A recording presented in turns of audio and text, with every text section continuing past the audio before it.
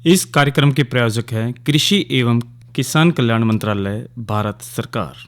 हर जोखिम से निकल कर फसल आए, सुरक्षित हो जाए। फसल बीमा से हर किसान अब आत्मनिर्भर हो जाए। संकट के समय प्रधानमंत्री फसल बीमा योजना किसानों के लिए वरदान है। अब सूखा पड़े या बाढ़ आ जाए, कोई डर नहीं। अब ओले पड़े या कीट पतंगे फसल खा जाएं, कोई फिक्र नहीं, क्योंकि हमने लिया है प्रधानमंत्री फसल बीमा। बुआई से फसल कटाई तक हर जोखिम का दावा, न्यूनतम प्रीमियम पर अधिकतम भुगतान का वादा। योजना से हर साल जुड़ रहे हैं 5 करोड़ से ज्यादा किसान। अब आपकी है बारी। नजदीकी कृषि कार्यालय, सहकारी समिति, बैंक शाखा, अधिकृत बीमा कंपनी या जन सेवा केंद्र में स्वेच्छा से करा सकते हैं पंजीकरण। फसल बीमा पोर्टल या फसल बीमा ऐप द्वारा भी कराया जा सकता है पंजीकरण। प्रधानमंत्री फसल बीमा योजना, आपकी फसलों का संपूर्ण सुरक्षा कवच। कृषि एवं किसान कल्याण मंत्रालय, भारत सरकार। कार्यक्रम किसान वाणी सुनने वाले सारे बाण भाइयों ने धर्मे भाई की राम राम। भाइयों, मौसम बदल रहा है और इस बदलाव में साथियों हमने भी बदलाव ज़रूर लाना पड़ेगा। और अब तक सुबह शाम ठंड शुरू हो गई है और दिन भी बहुत छोटे हो गए हैं। और कार्यक्रम में हम सारी ढाल की बात करते हैं, किस प्रकार से हमने अपने स्वास्थ्य का ध्यान रखना है, खेत खलियान का ध्यान रखना है, डंगर ढोर का ध्यान रखना है। और तमाम जो जानकारियाँ महत्वपूर्ण हम कार्यक्रम किसान वाणी में लाते हैं। और साथियों, आज जो कार्यक्रम किसान वाणी में हम जो चर्चा ज़रूर लेकर आए हैं, और इसमें आज हम जो बातचीत खूब लेकर आए और राष्ट्रीय बागवानी मिशन के बारे में भी बात करेगी, और नई खेती नई उमंग में अगेती गोभी वर्गीय सब्जियों की देखभाल की भी बात करेंगे। लेकिन भाई, शुरुआत जो हम करते हैं कृषि पर्सन से करते हैं। और आज का जो कृषि पर्सन हम आपसे ज़रूर पूछते हैं, और ये प्रश्न है, हरियाणा के किस ज़िले में गेहूं का सर्वाधिक उत्पादन होता है। और प्रश्न एक बार फिर से, हरियाणा का भाई कौन सा ज़िला है जिसमें सबसे ज़्यादा गेहूं का उत्पादन होता है। और इसका जो आप हमारे को उत्तर है, मोबाइल नंबर है 9466021336, यानी कि 94 660 21 336 पर केवल SMS के माध्यम से हमारे को 6:50 तक आप इसका उत्तर ज़रूर दीजिए। और प्रश्न एक बार फिर से बोल देते हैं, हरियाणा के किस ज़िले में गेहूं का सर्वाधिक यानी कि सबसे ज़्यादा उत्पादन होता है। तो इसका उत्तर आप ज़रूर बताइए SMS के माध्यम से। और साथियों, और आज हमने बातचीत भी बहुत बढ़िया लेकर आए हैं, और ढींगरी मशरूम के औषधीय गुण व उत्पादन तकनीक पर क्षेत्रीय मशरूम अनुसंधान केंद्र मुरथल के क्षेत्रीय निदेशक डॉक्टर अजय सिंह यादव से हमने बातचीत करी थी। और ढींगरी खेती के बारे में हमने जानकारी महत्वपूर्ण आप सभी के लिए लाए हैं। तो ये बातचीत के अंश सुनते हैं। साथियों, आज हम पहुंचे क्षेत्रीय मशरूम अनुसंधान केंद्र मुरथल में, और क्षेत्रीय निदेशक डॉक्टर अजय सिंह से बातचीत करेंगे। और मशरूम की खेती यहाँ पर उत्पादन होता है, तो उसकी किस प्रकार से काश्त है, तो उनके बारे में जानकारी जरूर लेते हैं। तो डॉक्टर साहब, सबसे पहले तो कार्यक्रम में आप जुड़े, आपका बहुत बहुत स्वागत है। नमस्कार विनोद जी, और सभी किसान भाइयों को, श्रोताओं को भी मेरी तरफ से राम राम जी। डॉक्टर साहब, ये जो अनुसंधान केंद्र है, मशरूम की काश्त है, कौन सी यहाँ पर काश्त होती है जी?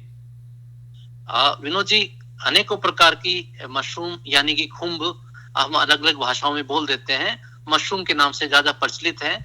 हम जो ज्यादातर जो किसान भाई या सामान्य जो लोग जानते हैं वो बटन मशरूम को जानते हैं, पर इसके अलावा अनेकों प्रकार की मशरूम है।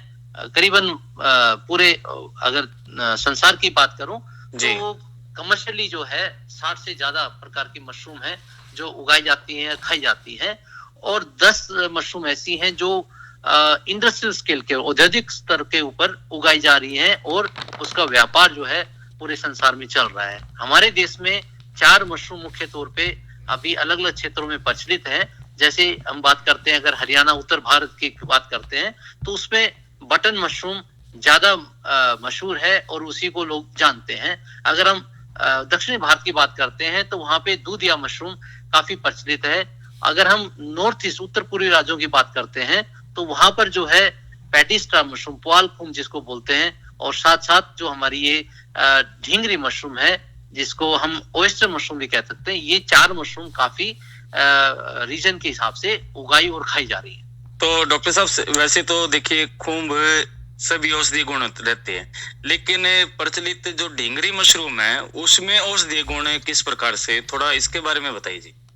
जी, जैसे मैंने बताया पहले भी कि 4 मशरूम हमारे देश में रीजन के हिसाब से पॉपुलर हैं, पर जैसे आपने ढींगरी मशरूम की बात करी जिसको हम हिंदी में सिपीनुमा खुम्ब भी बोल देते हैं, अंग्रेजी में ओएस्टर मशरूम भी बोल देते हैं, ये मशरूम बहुत ही आसान है। और ये मशरूम में जो है औषधीय गुण की बात करते हैं तो इसमें एक तत्व पाया जाता है जिसको बोलते हैं लोवास्टेटिन। ये जो है ये ब्लड प्रेशर को रेगुलेट करता है। तो इस प्रकार के जो जिसको बीपी की प्रॉब्लम है उसके लिए तो ये बहुत अच्छी मशरूम है। पर वैसे भी क्योंकि मशरूम्स में प्रोटीन होते हैं, फाइबर होते हैं, विटामिन हैं, मिनरल्स हैं जो आम सब्जियों में नहीं पाए जाते, वो तत्व इसमें मशरूमों में पाए जाते हैं। और विशेषकर जो ढींगरी मशरूम है वो इजी टू ग्रो है और लोवास्टेटिन नाम की जो तत्व बताया है वो इसमें काफी मात्रा में पाया जाता है, इसलिए ब्लड प्रेशर के रोगियों के लिए बहुत ही अच्छी है। तो डॉक्टर साहब ये जो ढींगरी मशरूम है इसके उत्पादन की जब हम यदि बात करें तो किस प्रकार से इसका उत्पादन करते हैं, क्या क्या सावधानियां हमने रखनी चाहिए और कितने स्तर पे इसको हम देखते हैं?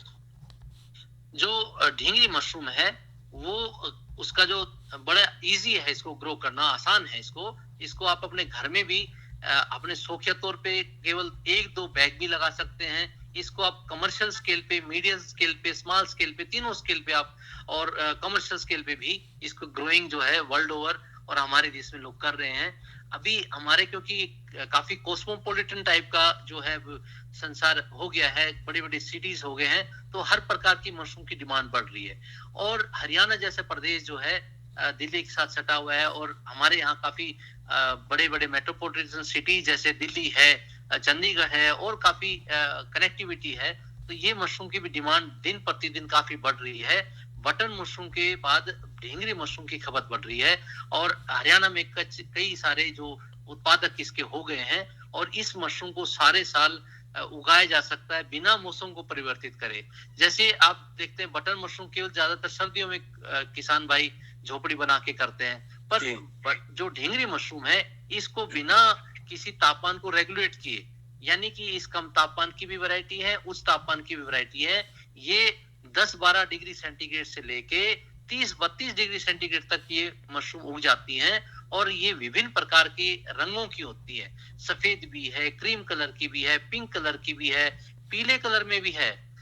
तो जितने ये मशरूम है जितने रंगीन होती है और भी अच्छी होती है, तो अट्रैक्ट करती है। साथ साथ इसमें एंथोसाइनिन नाम का जो तत्व है वो पाया जाता है, उससे जो एंटीऑक्सीडेंट है जो उम्र को एंटी एजिंग इफेक्ट है वो रखती है। तो इस तरह मशरूम ये भी एक अलग से गुण पाए जाते हैं। तो इसको आसानी से भूसे में या जो आपकी लॉन की घास है, सूखी पत्ते हैं पर गिर जाते हैं वो हैं, उन सभी में केवल गर्म पानी में उनको भिगोना है। करीबन 70-80 डिग्री टेम्परेचर का पानी हो, उसमें 2-3 घंटे भी अगर ये भीगे रहेंगे, भूसा भीगा रहेगा, उसके बाद भिगोने के बाद निकाल देते, पानी को छोड़ देते हैं और जो भूसा है जिसने पानी अब्जॉर्ब कर लिया, गर्म पानी में डाला था तो वो उसका निर्जीवीकरण हो गया है, उसको जब पानी निचुड़ जाए यानी कि 4-5 घंटे बाद सुबह अगर लगे हैं तो शाम के टाइम में इसकी सफाई साफ सी जगह पे डाल के उसमें बिजाई कर सकते हैं। 5 किलो भूसा है तो लगभग 150 ग्राम बीज उसमें डाल दीजिए और मिला के किसी भी थैले में, किसी भी पॉलीथीन में, किसी भी कट्टे में डाल के आप रख दीजिए। और जैसे सर्दियों वाला है तो सर्दी के तापमान का है तो जब बिजाई कर देते हैं तो 24-25 डिग्री तापमान रखिए, लगभग 15-20 दिन में पूरा जो है ना बीज का फैलाव हो जाता है। उसके बाद जो है जो भी अगर लो टेम्परेचर की वैरायटी है तो उसको कम तापमान में रख लीजिए, हाई की है तो हाई में रख लीजिए। जिस प्रकार की भी वैरायटी की आपने बिजाई की है उस तापमान पे रखेंगे और कमरे में लाइट जलाएंगे तो ये मशरूम जो है 15 से 20 दिन के बाद निकलने शुरू हो जाते हैं। साइड से आते हैं, ऊपर से आते हैं, चारों तरफ से। अगर पॉलीथीन के बाहर निकाल देंगे तो और अच्छा, नहीं निकाले तो भी पॉलीथीन को फाड़ के मशरूम निकल आती है और पत्ते के रूप में, सीपे के रूप में बनती है। पूरा हथेली की तरह पत्ता फैल जाता है। जब पूरा ग्रो कर जाए, आप उसको हल्का से चाकू से काट लीजिए और उसको आप ताजा मशरूम खाना चाहें तो ताजा उसको धो के उसके पीसेस करके उसको सब्जी में मिलाइए, दाल में मिलाइए, या सीधे उसी को आप फ्राई करके मशरूम को खा सकते हैं। तो डॉक्टर साहब, जिस तरह आपने ये भूसे का बताया, बैग में हम तैयार कर लेते हैं, ये भूसा खुद भी बना लेते किसान भाई बहन, लेकिन ये क्या आपके यहाँ से भी भूसा मिल जाता है बना बनाया, जिस तरह बैग का है, कुछ ऐसा है? जी जी बिल्कुल विनोद जी, जैसे आप नर्सरी से पौधे लगे लगाए गमले में ले आते हैं या पौधा ले आते हैं और फिर गमले में लगा लेते हैं, इस प्रकार का हम भी जो है यहाँ जो MHU का ये क्षेत्रीय अनुसंधान केंद्र है मशरूम पर, यहाँ से हम रेडी टू ग्रो बैग्स, वो काफी प्रचलन हो गया है मेट्रोपॉलिटन सिटीज में, बेंगलोर में, मुंबई में, दिल्ली में ऐसे रेडी टू ग्रो बैग्स मिलते हैं। यानी कि आप मशरूम के बैग ले जाइए जिसमें मशरूम का सब भूसा वगैरह बीजाई किया हुआ है और बीज का फैलाव भी हो जाता है। उसको आप घर में ले जाके किसी भी कमरे में कोने में या लटका दीजिए, रख दीजिए और लाइट जगाइएगा, नमी करके रखिएगा, तो मशरूम आप अपने घर में भी ग्रो कर सकते हैं। अपने खाने के योग्य आप मशरूम लगा सकते हैं, या आप उत्पादन के लिए कमर्शियल स्केल पे करते हैं तो पूरे कमरे में अनेकों प्रकार के बैग 15-15 सेंटीमीटर के गैप के ऊपर आप रख सकते हैं, तो अनेकों बैग आ जाएंगे और सबसे मशरूम पैदा होगी और उसको आप तोड़ के मशरूम को उसका बाजारीकरण कर सकते हैं, जी। तो डॉक्टर साहब, ये जो ढींगरी मशरूम है, कोई नया व्यक्ति इसमें जुड़ना चाहे तो कोई इसकी ट्रेनिंग भी आप यहाँ पर उपलब्ध करवाते हो, किस तरह, क्या थोड़ा सा इसके बारे में बताइए। जी, मशरूम का जो भी मशरूम आप उगाना चाहते हैं, किसान भाई हैं या नौजवान साथी काफी इस प्रोफेशन की तरफ आ रहे हैं, तो उनको मैं यही सलाह देता हूं कि आप जो ये MHU का मशरूम अनुसंधान केंद्र है मुरथल में, आप यहाँ पर अपना नाम पंजीकृत करवा दें और जब भी प्रशिक्षण कार्यक्रम होते हैं हम आपको उसमें बुलाएंगे और प्रशिक्षण कार्यक्रम अब शुरू हो गए हैं। आप अपना नाम नोट करवा दीजिए। फ्री ऑफ कॉस्ट जो है ट्रेनिंग दी जाती है, रहने खाने की व्यवस्था भी की जाती है और सब ये सरकार की तरफ से इस चीज को, इस सेल्फ जो रिलायंट बनाने के लिए युवक को ये इस प्रकार के प्रशिक्षण फ्री ऑफ कॉस्ट दिए जा रहे हैं। तो डॉक्टर साहब, ये जो संपर्क किस प्रकार से करें, ऑनलाइन है या कोई फोन है, किस प्रकार से संपर्क कर सकते हैं आपसे? मैं श्रोताओं बंधुओं को बताना चाहूंगा, आप नंबर नोट कर सकते हैं।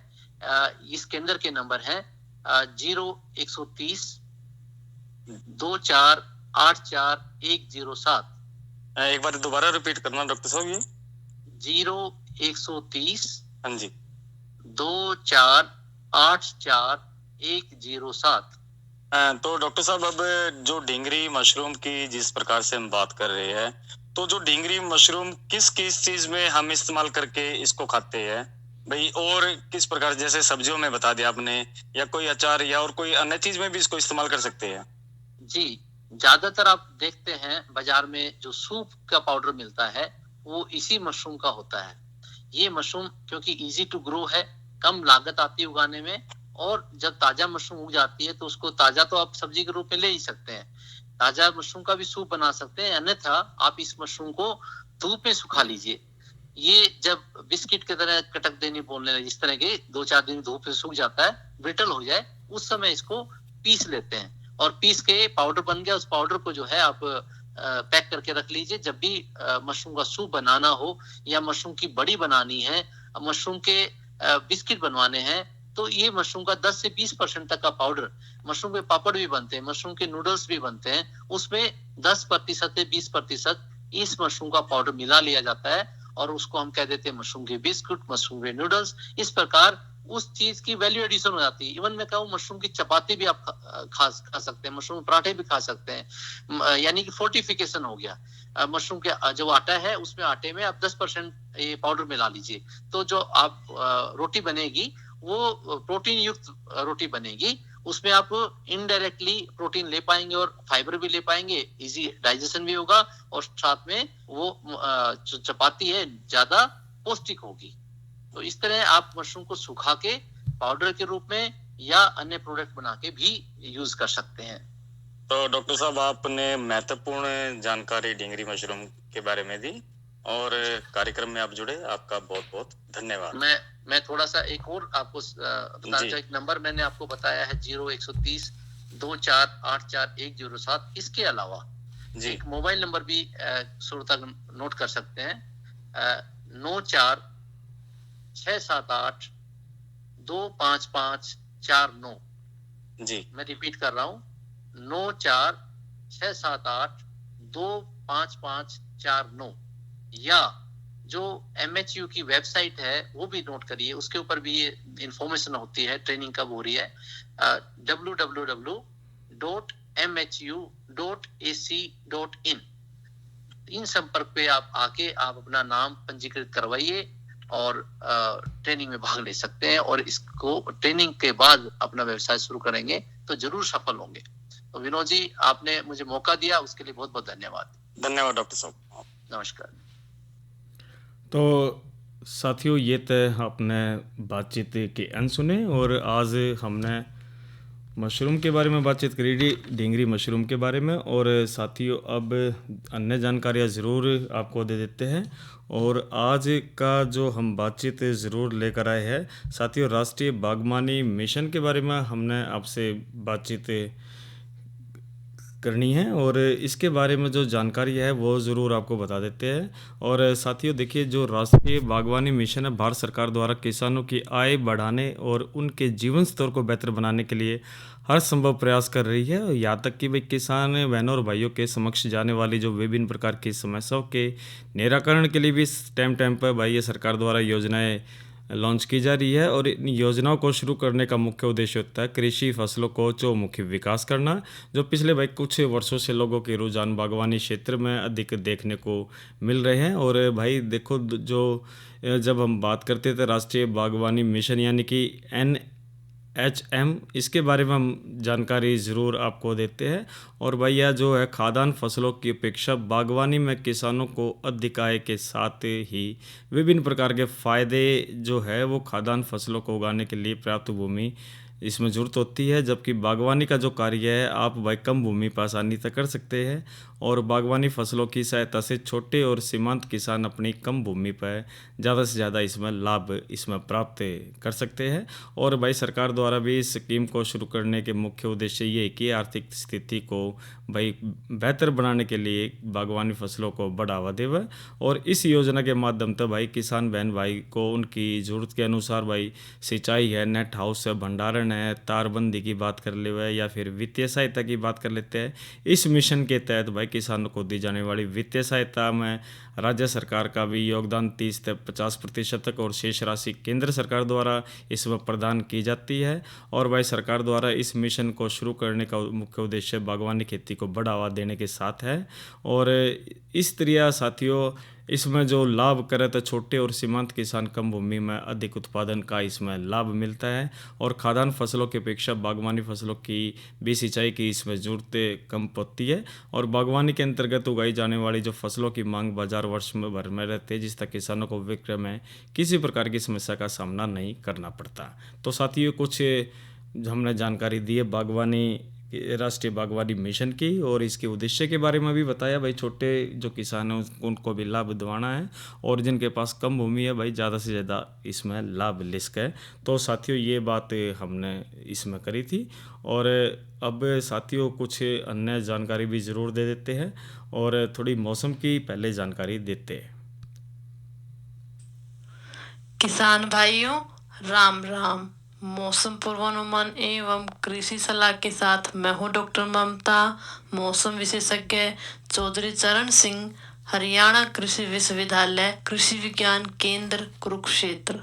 किसान भाइयों, जिले का आज का अधिकतम तापमान 32.6 डिग्री सेल्सियस रहा, न्यूनतम तापमान 25.6 डिग्री सेल्सियस रहा। नमी की बात करें तो सुबह और शाम की सापेक्ष आर्द्रता 90 और 68% रही, हवा की रफ्तार 18 किलोमीटर प्रति घंटा रही और बारिश की मात्रा 12.0 mm रही। अब हम बात करते हैं आने वाले मौसम के पूर्वानुमान की। किसान भाइयों 19 सितंबर तक मौसम आम तौर पर परिवर्तनशील रहने का पूर्वानुमान लगाया जा रहा है। इस दौरान तापमान में कोई बदलाव न होने, वातावरण में नमी की मात्रा अधिक रहने और बीच बीच में अधिकतर स्थानों पर आंशिक बादलवाई रहने का पूर्वानुमान लगाया जा रहा है। साथ ही किसान भाइयों, इस दौरान जिले में कहीं कहीं पर हल्की से मध्यम बारिश होने का पूर्वानुमान भी लगाया जा रहा है। अब हम बात करते हैं मौसम पूर्वानुमान आधारित कृषि सलाह की। किसान भाइयों, जैसे कि कहीं कहीं पर हल्की से मध्यम बारिश होने का पूर्वानुमान है, आपसे निवेदन है आप अपने फसलों में सिंचाई, छिड़काव और कटाई का कार्य रोक लें। धन्यवाद। तो साथियों, ये तो हमने मौसम की जानकारी ली डॉक्टर ममता से, और जो मौसम विशेषज्ञ है, और अब कल के कार्यक्रम की भी बात ज़रूर कर लेते हैं। और साथियों, कल तो है रविवार, और रविवार को हम जो कार्यक्रम लेकर आते थारी चिट्ठी हमारे गीत, और जो सोमवार को किसान वाणी कार्यक्रम होगा उसमें जो जानकारी हम लेकर आए, सोमवार को हमारा विषय रहेगा, जो चर्चा हम कर रहे हैं। एक तो नाबार्ड की जो चर्चा करेंगे, नाबार्ड ग्रामीण बुनियाद ढांचा विकास कार्यक्रम की बातचीत करेंगे सोमवार को। और आज की नसीहत में हम जो बात करेंगे नलकूपों की समस्या व समाधान, और जो जानकारी देंगे इसमें भाई मोटे जो कौंदों का सुपर फूड के बारे में बात करेंगे, जो मोटे अनाज के बारे में बात करेंगे, और भाई कृषि प्रश्न तो हमेशा रहता ही है। और ये तमाम जानकारियाँ थी साथियों हमने जो किसान वाणी में आपको सोमवार को देंगे। और अब कुछ महत्वपूर्ण जानकारी भी ज़रूर दे देते साथियों। एक हमारा जो किसान कॉल सेंटर नंबर है 1551, जो आप घर बैठे सारी जानकारी इस तरह ले सकते हो। इसी तरह आप मोबाइल से भी PIB ऐप डाउनलोड करके आप इस पे कृषि संबंधित सारी जानकारियाँ आप इस पर ले सकते हैं। और अब साथियों, अगला विषय भी ज़रूर हम बातचीत करेंगे, नई फसल नई उमंग अगेती गोभी वर्गीय सब्जियों की देखभाल के बारे में। लेकिन साथियों, पहले एक लोकगीत सुन लेते हैं रागनी, और उसके बाद प्रश्न जो हमने आज का कृषि प्रश्न पूछा था उसका भी उत्तर आपको ज़रूर बताते। सुनते हैं ये रागनी। उसकी करनी उसके आगे जिक्र करया न करते, मरती बरिया दुश्मन के सरे दोष धैर्या न करते। उसकी करने उसके आगे जिक्र करया न करते, मरती बरिया दुश्मन के सरे दोष धैर्या न करते।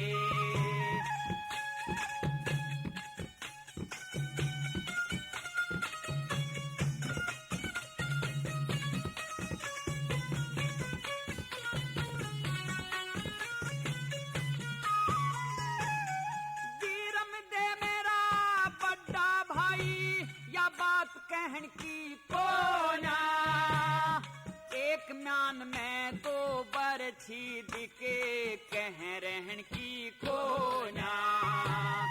दरबारा में शोर माच जाया चोट सहन की कोना। जम्मल भी मेरे भाई का बेटा खोट कहन की कोना। जम्मल भी मेरे भाई का बेटा खोट कहन की बोला। न्यू आवेदन न्यू है चाला जा, न्यू आवेदन न्यू है चाला जा। गैल मरा न करते, मरती बरिया दुश्मन के सरे दोष धैर्या न करते। उसकी करनी उसके आगे जिक्र करया न करते, मरती बरिया दुश्मन के सरे दोष धैर्या न करते।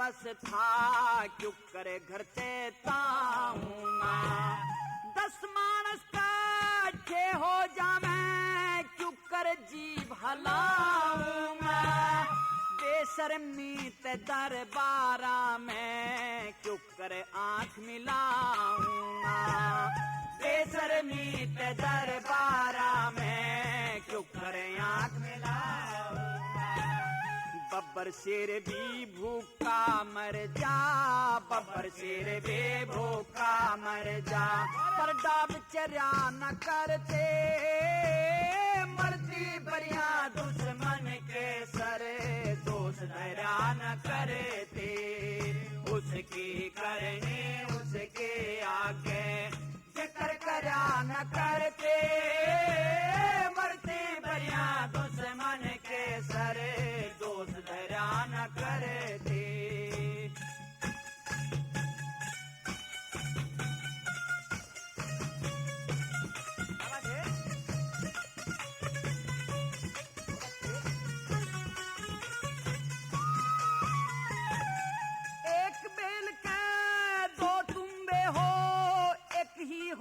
से उनकी जात एक फिर गलिया में बजता एक साधु संता के साथ एक बाप का 2 बेटे हो एक ही उनका हो से गात एक पैसर बदनामी धर ले एक करे पंचा में बात एक पैसर बदनामी धर ले एक करे पंचा में बात पेज के ऊपर जहर का प्याला पेज के ऊपर जहर का प्याला घूंट भरा न करते मरते बढ़िया दुश्मन के सरे दोष धरा न करे। तो साथियों हमने ये तो रागनी सुनी और रागनी से पहले हमने प्रश्न जरूर पूछा था हरियाणा के किस जिले में गेहूं का सर्वाधिक उत्पादन होता है और